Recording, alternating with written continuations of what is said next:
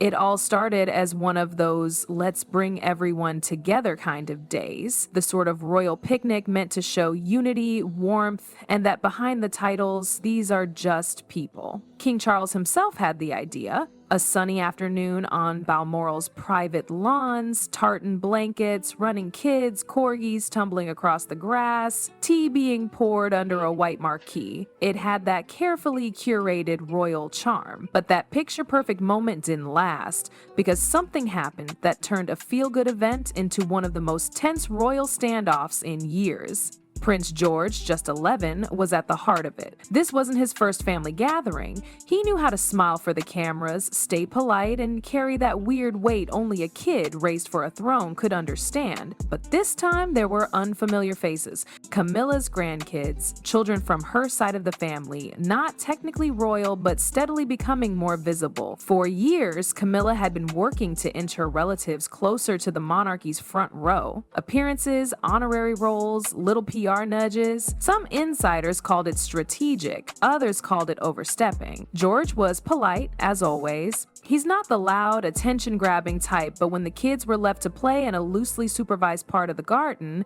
things shifted. A homemade football match spiraled fast. One of Camilla's grandsons, older, louder, more aggressive, began taunting George. It started with teasing about how he walked, then turned to comments about his silly little crown. Harmless? Maybe, if you ignore the context. But it didn't stop there. What was supposed to be friendly competition quickly turned personal. George, usually composed, tried to walk away. That's when the bullying kicked up a notch. According to multiple staff who witnessed it, Camilla's grandson made cruel remarks about George's family, even referencing Princess Diana in a mocking tone. That's not something a kid comes up with on their own. That's something repeated, something overheard from adults. George ended up in tears. Quiet ones, not the loud, messy kind, just a stooped walk, glassy eyes, and that familiar silence that says something deeper's been hurt. His mother, Kate, picked up on it instantly when he got into the car. She didn't need to ask questions right away. She just watched. And later that evening, when they were back at Adelaide Cottage, she finally sat him down and asked what had happened. What George told her broke her heart.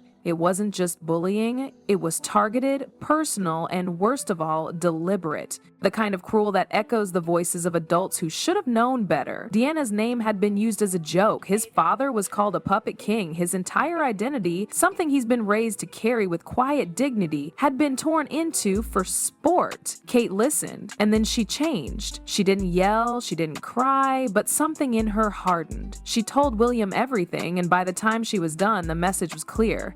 This wasn't just a bad afternoon. This was a line being crossed, one that couldn't be ignored. William sat with it. This wasn't just about George. It was about his own childhood too, about how things were swept under the rug in the name of royal peace. He remembered the silence around Diana. He remembered being told to smile when things were burning inside. Not this time. This time, he decided, would be different. And when he made his decision, it wasn't quiet.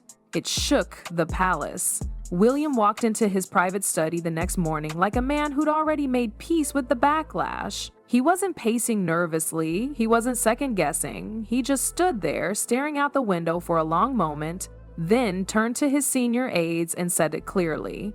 Camilla's grandson would never receive a royal title. Not now, not ever. There was no room for negotiation, no room for PR spin. The decision was firm, personal, and absolute. The aides were stunned. This wasn't typical William. He's usually calm, collected, the one who plays nice with both palace tradition and modern media. But this was different. This wasn't about image, it was about protection. He wasn't acting like the heir to the throne. He was acting like a father who just watched his kid be humiliated by someone trying to ride royal coattails into legitimacy. Camilla was informed of the decision not through whispers or passive-aggressive signals, but with an official memo, one she received while sipping tea in her private room at Clarence's house. At first, she laughed it off. She genuinely thought there had been a misunderstanding. Charles wouldn't let this stand. Surely William hadn't acted unilaterally, but when the full report was laid out, George's testimony, the private audience with the king, Kate's written request to formally document the incident, the color drained from her face. Her hands trembled as she set the cup down. She wasn't just hurt, she was furious. This wasn't just a decision against her grandson, it was a strike at everything she'd been building. Camilla had spent decades fighting to reshape her image, to earn acceptance, to slowly fold her family into the royal fabric without outright demanding it. She had been patient, strategic, but now it all felt like it was unraveling. She demanded to see Charles immediately. Bursting into his study, clutching the letter like it was evidence of a crime, she demanded action. "This is a child, Charles," she said, voice rising. "A child? He doesn't deserve to be punished for playground nonsense."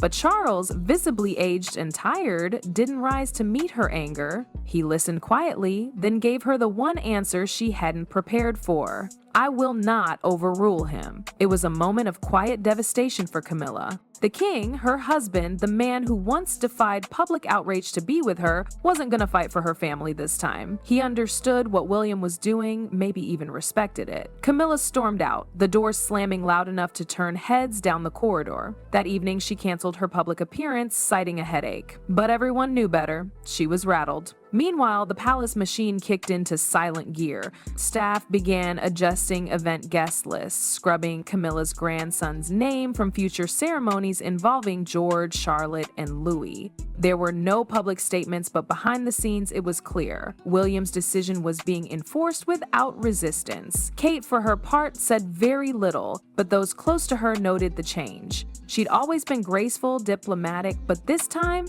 she wasn't asking politely. She was drawing a line, and the palace knew better than to cross it. She received letters from parents across the UK, thanking her, sharing stories of their own children being mistreated, calling her brave for standing up. She read every one. Inside the family's walls, the message had landed. No more blurred lines. No more silent sacrifices in the name of unity. George mattered more than protocol, and his parents were done playing nice. The headlines didn't name names at first. They never do, but the whispers were loud enough. Royal rift behind closed doors, young heir targeted in private gathering, and then the flashpoint. Prince George mocked by step babe, William responds with title ban. That's all it took. Social media exploded. Team George started trending. People didn't just sympathize, they rallied. Artists sketched George in royal robes, standing tall, a miniature future king with quiet dignity. One post went viral overnight. "George is more royal at 11 than many adults will ever be."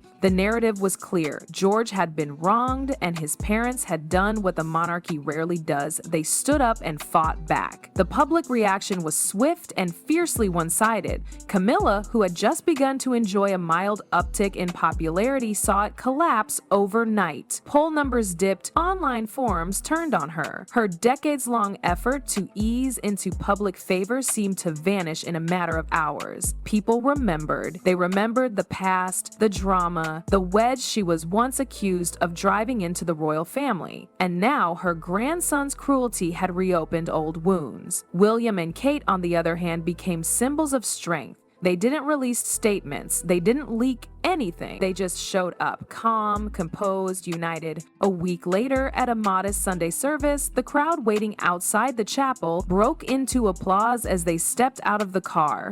It wasn't rehearsed, it wasn't loud, but it was real. Kate squeezed George's hand.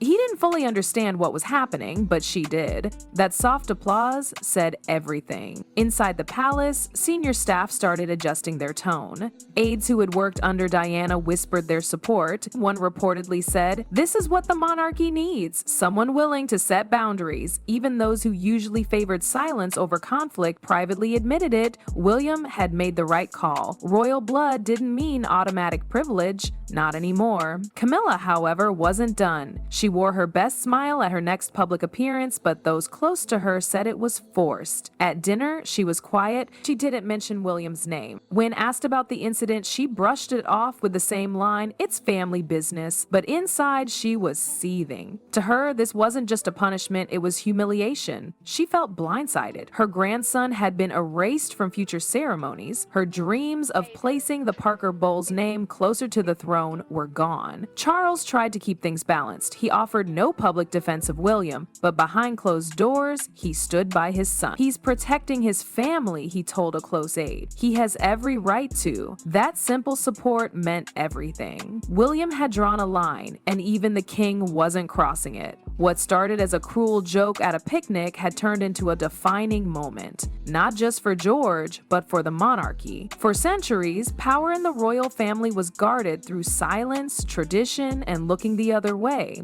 But this time, a father stood up. A mother refused to be silenced, and a child, without saying a word, became a symbol of the future. A future where dignity wasn't just inherited, it was defended. Camilla's plans faded into the background, William's resolve reshaped the present, and George, unaware of the full storm swirling around him, walked a little taller, not because of a title, but because he knew deep down that his parents would never let the crown come before his peace.